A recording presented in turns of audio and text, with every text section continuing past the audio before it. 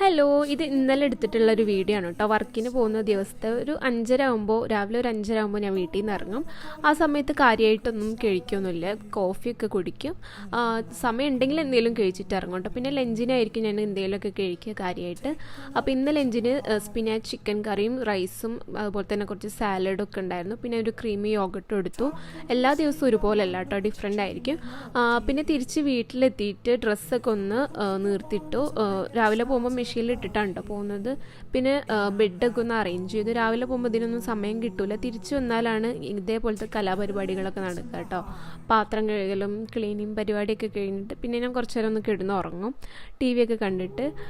അപ്പോൾ ബെഡൊക്കെ സെറ്റ് ചെയ്തതിന് ശേഷം ഞാൻ ഒരു സ്മൂത്തി അടിക്കാമെന്ന് വിചാരിച്ചു. അവക്കാഡോ സ്ട്രോബെറിയും ഇട്ടിട്ടുള്ള ഒരു സ്മൂത്തി, പിന്നെ ഒരു ചിക്കൻ സാൻഡ്വിച്ചും. ഇതാണ് എൻ്റെ ഡിന്നർ എന്ന് പറയുന്നത് കേട്ടോ.